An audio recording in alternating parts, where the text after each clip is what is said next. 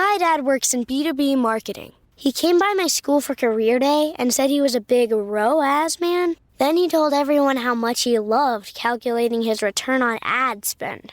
My friends still laugh at me to this day.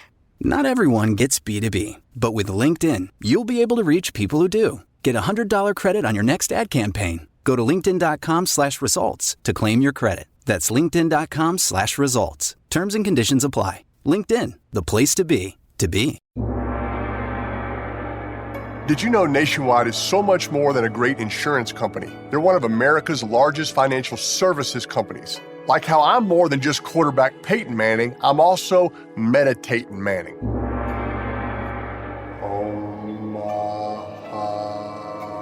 For your insurance and financial needs, Nationwide is on your side. Nationwide Investment Services Corporation, member FINRA, Columbus, Ohio. At Arizona State University, we offer a variety of programs online, designed and taught by a renowned faculty to empower your success. That's why 87% of ASU online graduates stated they were promoted or received an increase in salary after earning their degree. Visit asuonline.asu.edu.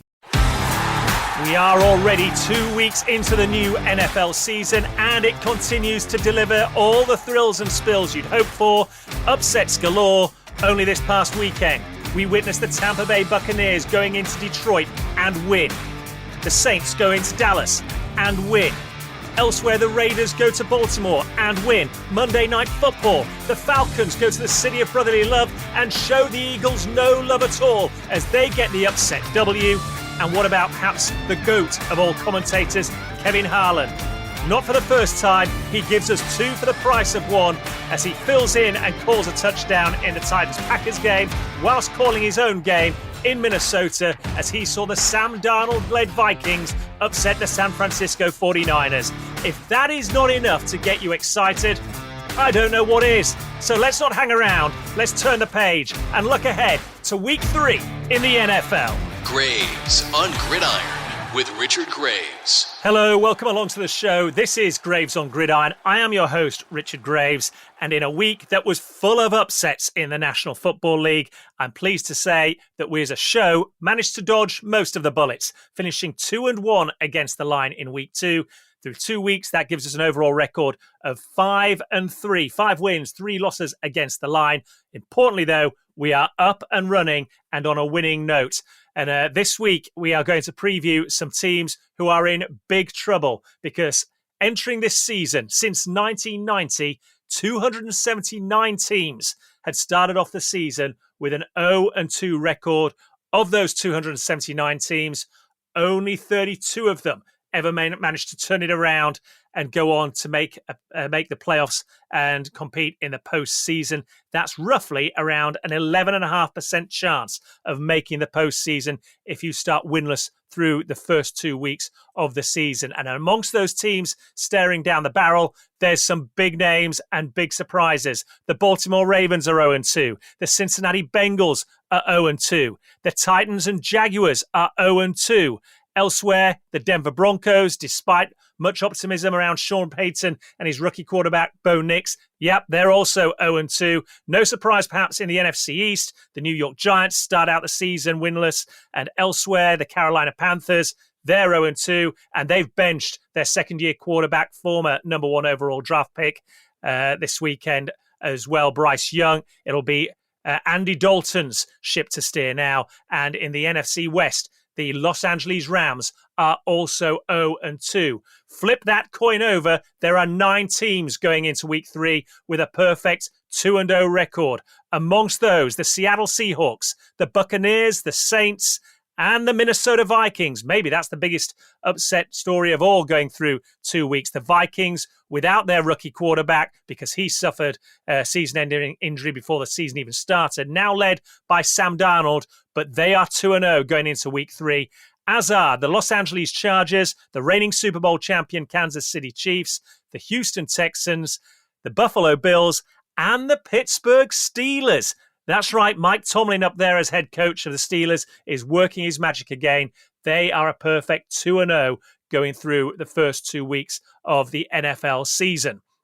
However, we are going to start our Week 3 preview in Nashville, Tennessee. It's one of those teams that have started out 0-2, and if statistical history is to be believed, then since 1990, if you're the Tennessee Titans, you now have an 11.5% chance of making the postseason. That's not the case for the Green Bay Packers, though. No Jordan Love last weekend. No problem. On this show, we took the Colts to go into Lambeau Field and knock off the Green Bay Packers with Malik Willis as quarterback. Well, as we predicted, if they were going to win, they would have to run the ball early and often. And they did that to the tune of 261 total yards. Josh Jacobs, 32 carries for 151 yards. Their defense played lights out, grabbing 3 turnovers in the game, and they downed the Indianapolis Colts by 16 points to 10. That was the one reversal we had in our preview show from last week. Are we going to go with the Packers now? Have I been convinced that Malik Willis is the man to lead Green Bay in Jordan Love's absence, or will it be the Tennessee Titans? The odds makers have the Titans as 2-point favorites. However, Will Levis, the quarterback for the Titans, has been a problem. He's got a live arm. He has playmaking ability, but through 2 weeks this season, he has the ability as well to turn over the ball in critical situations, not only taking points off the board for his own team, but in some instances, handing points to opponents. Certainly the Chicago Bears were beneficiaries of that in week 1 when they beat the Tennessee Titans by 24 points to 17. A game, remember, where the Titans had led 17-0 on the road. And then last weekend, the New York Jets got their first win of the season over the Titans, also by a score of 24 points to 17. Now, we said last week for the Packers, the key to victory was running the ball. It's going to be the same again this weekend, because going into that game last weekend, Malik Willis, through 3 NFL starts, had a quarterback rating of 39.0. Do you know how difficult it is to have an NFL quarterback rating of 39.0? Let me put it into some sort of perspective for you. If as a quarterback, you were to spike the ball on every single snap, your rating would be 39.6. Now, Malik Willis managed to overcome that and threw for 122 total yards in the game. Might not sound a lot. It was a big deal for Willis. That's the first time in his 4th outing as a starting quarterback he finally threw for more than 100 yards. He also got a touchdown pass as well for the Green Bay Packers, as the Colts were ultimately seen out of Lambeau Field and the Packers improved to 1-1. The Packers had 40 minutes and 11 seconds of possession in that game. They're going to need to be able to do the same on the road this weekend. I've got to tell you, my opinion hasn't changed at all. The Tennessee Titans have playmakers in their team. Will Levis is a playmaking quarterback. Bit of a gunslinger, admittedly, and you heard from his head coach in the build-up this week that he was frustrated, he was annoyed, he was irritated by Will Levis's inability to look after the ball. You have to believe that's been driven home again and again and again each day leading up to this game this weekend.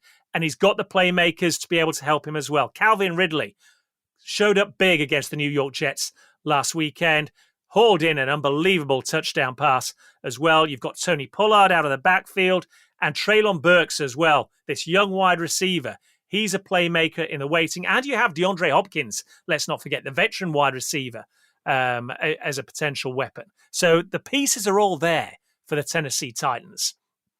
They just have to be able to execute. And if Will Levis doesn't turn over the ball, they win this game. If you put the ball in the hands of Malik Willis and say, right, Malik Willis for the Green Bay Packers has to beat us on the field, the Packers don't stand a chance. They are not winning this game. So fine. Malik Willis made a fool of me. The Packers made a fool of the show last weekend, overturning a game that they started out as 3-point underdogs and winning it quite comfortably in the end. I don't think they repeat that formula this weekend. The Titans may be 0-2, but they are going to turn that round this weekend. They are going to get off the mark. They will not be 0-3. The Titans are 2-point underdogs going into this game. Give me Will Levis. Give me the Tennessee Titans in Nashville and give me a home win. We're taking the Titans, folks, at -2. Graves on Gridiron.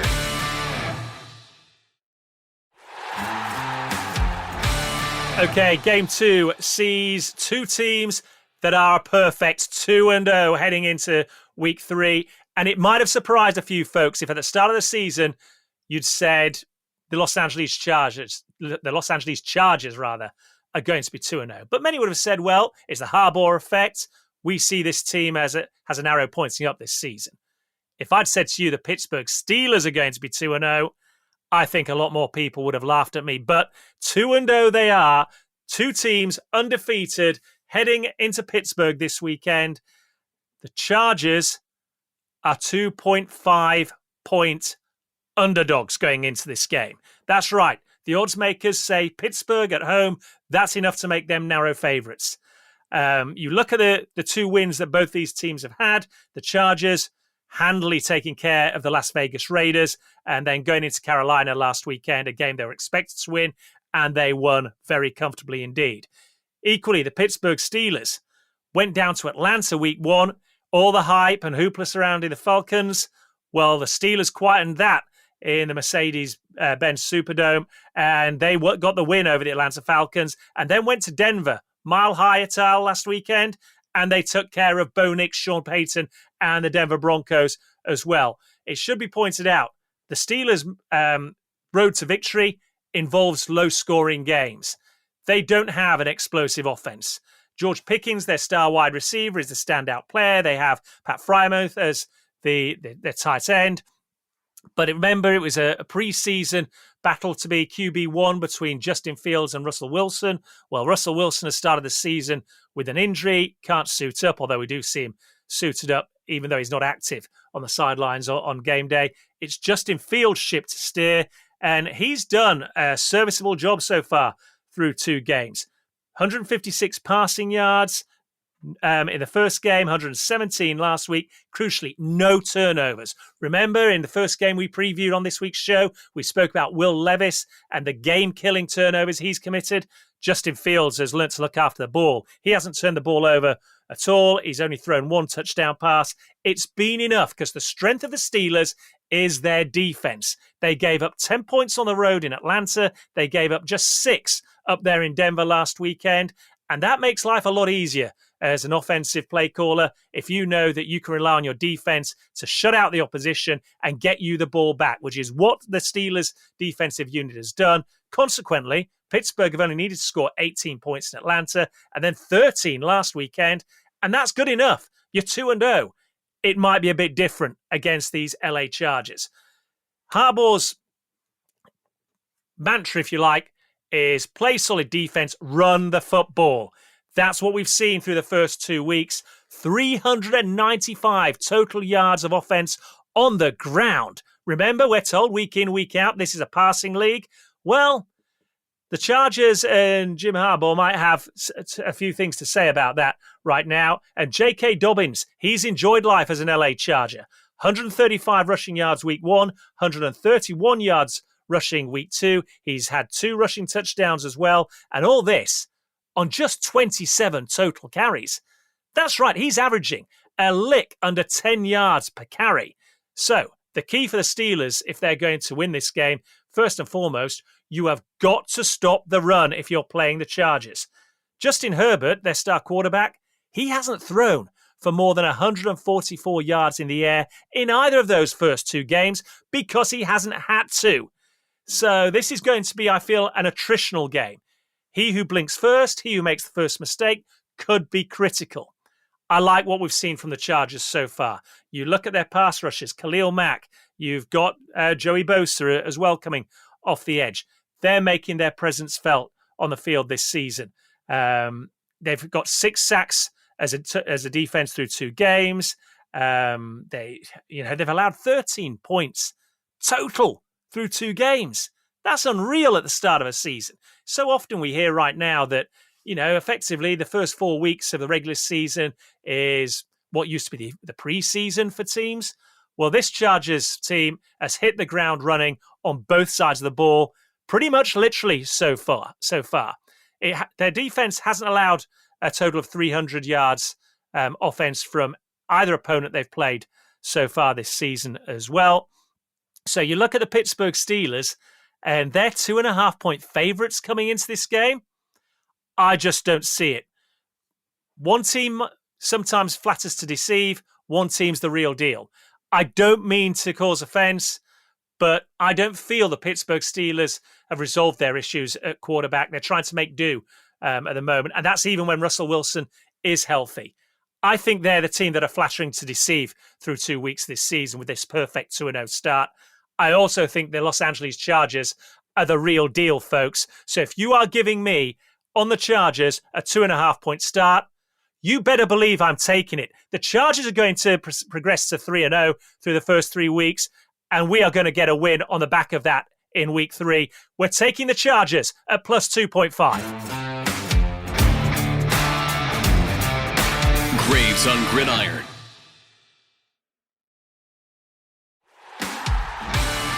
Okay, the third and final game on this week's preview show. At the start of the season, you'd have said this could well be America's game of the week. It's the Ravens at the Cowboys, two teams who made it to the postseason as division winners last season. 2 weeks into the season, it's got an awfully different reflection to it. You've got the Ravens, stunningly, 0-2 through the first 2 weeks of the season. Fine. Opening night of the season, you go to the home of the Kansas City Chiefs. You end up losing. No shame there, especially when you consider that they thought they'd scored a touchdown to take them within an extra point of tying up the game as time expired and going into overtime, only to see Isaiah Likely's big toe was out of bounds. That wiped off the touchdown. The Chiefs got the win. Away you go. Last weekend, though, now this was shocking last weekend. They were big favourites at home to the Las Vegas Raiders. Not only did they lose that game, but twice in the second half, they were up by double digits. In the fourth quarter, they led by 10 points. This is a Raiders offense that struggled to get out of its own way for a while now. And yet, on their last 4 drives, they put points on the board on all 4 drives. The Ravens couldn't respond. And it was the Las Vegas Raiders that ran out winners in Baltimore to stun the home fans, stun John Harbaugh and the team, and stun me as well, quite frankly. They are 0-2 for the first time since 2015. And I'll remind you of that statistic I read right at the top of the show, that since 1990, only 32 of 279 teams have started out an NFL season with an 0-2 record. That's 11.5% have gone on to make it to the postseason. That means that right now, the Baltimore Ravens are staring down the barrel. Historically, results tell us they have an 85% chance, an 88.5% chance of missing the playoffs. Their only saving grace, if you like, is that you look at their conference in the AFC North, and as I reminded you a little bit earlier, it's only the Pittsburgh Steelers that are 2-0. The Cleveland Browns are 1-1, and then both the Ravens and Bengals have started the season out 0-2. So they've got that on their side, but I really feel that if they're to take advantage of that, this becomes a must-win game for them this weekend in Dallas, and they may not have a better opportunity because you look at the Cowboys, everyone was raving about Mike Zimmer's defense and the way they played in that opening weekend win up at Cleveland. Well, boy, oh boy, did they come back down to earth with a huge bump last weekend at home to the New Orleans Saints. Not only could they not stop the New Orleans Saints, it seemed every time the Saints were on the field, they scored a touchdown. They weren't even being limited to field goals. And it was the age-old problem we've seen from this Cowboys defense. They neither had the wherewithal nor were able to stop the run. Alvin Kamara looked like vintage Alvin Kamara. He finished that game with 4 touchdowns on his own. What about the offense? Well, you might say they didn't do an awful lot wrong. They didn't do an awful lot right either. They were held to 19 points total in the game. A fair bit was made during the game about their tight end, Jake Ferguson, not being available for it. But I've got to tell you, he's a serviceable tight end. He's not an elite tight end. And if you're telling me that Jake Ferguson not being in your starting lineup is going to cause you this much trouble, then you better start looking at yourselves, because it seems from what we saw last weekend that you've got Dak Prescott to CeeDee Lamb, and that is about the sum total of this Cowboys offense, which, remember, was the number one ranked offense in the entire National Football League last season. They brought back Zeke Elliott this offseason. He looks, frankly, old. Remember, he's only the same age as Alvin Kamara, who seems to have quite a bit of pep still left in his step. The contrast between those two was stark. I look at this game, and you've got two teams that, their confidence is shaking. Two teams that probably know it's must win, especially when you look at the schedule as it shapes up for the Cowboys going down the road. And it comes down to, who do you have the most faith in? Who do you have the most trust in here? Well, the Baltimore Ravens have last year's NFL MVP in Lamar Jackson. Cowboys fans, I hear you. Dak Prescott finished number 2 in the MVP voting. But Lamar Jackson is the reigning MVP. He's also a mobile quarterback. He possesses a very real, potent, dangerous run threat. And I know everything we've heard from the Baltimore Ravens this season has been surrounding, we've got to protect Lamar from himself. We don't want to expose him to big hits by running the ball. But when you are 0-2 going on the road and your season is hanging by a thread right now, and I really think it is for the Baltimore Ravens, then you look at the weapons that they've got. You've got Lamar Jackson, who's able to run as well as any running back in the NFL. You've got Derrick Henry, who's a battering ram, a bruising running back. And you look at what the Cowboys defense put on tape for us last weekend. They couldn't stop the run. They couldn't stop anything on defense last weekend. It's still predicated around the offense putting points on the board and making your opponent have to go to the air to throw the ball. Well, I don't see the Baltimore Ravens falling into that trap. Not least because it's not their strength. Their strength is controlling the ball, controlling time of possession, being physical in the trenches, and running the football. If they do that this weekend, I think they win this game. You look at Micah Parsons, you look at Mike Zimmer's defense, you look at the hoopla that goes around it. Well, they've got to be accountable. And I didn't see that last weekend. Are you telling me that in the space of 7 days, they're going to be able to turn this around against one of the most potent running teams in the NFL? I can't see that happening. The odds makers may not know how to call this game. They've got the Cowboys going into it as 1-point underdogs at home. A place, remember, where prior to their last 2 games, so last weekend against the New Orleans Saints and then the NFC wildcard game back in January, they'd gone 16 straight, winning the lot. Well, they've now shipped 40-odd points last weekend, 30-odd points in a blowout, was it?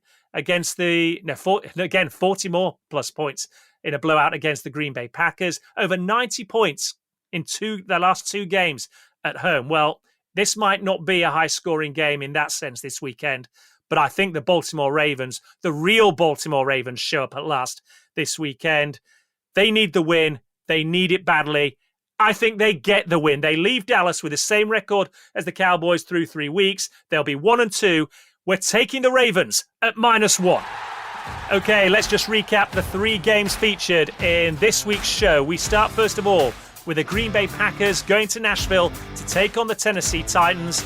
This is a game where the Titans, for me, get up and running, get their first win of the season, and they cover the spread. We're taking the Titans at -2.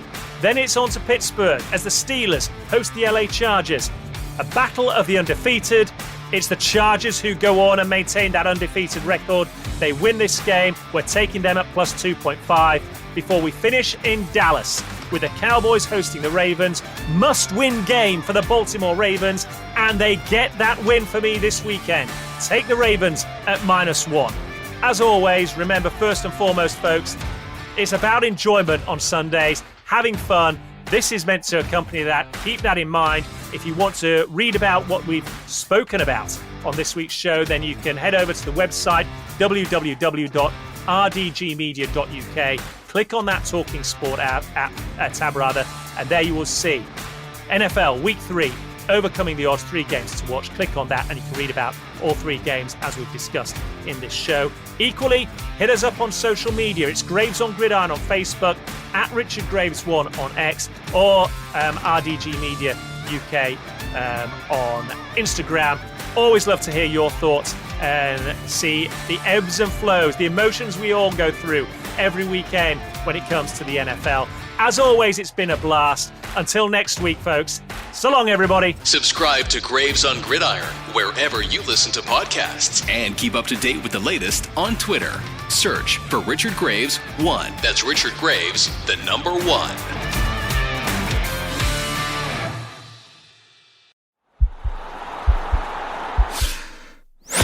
This podcast is part of the Sports Social Podcast Network.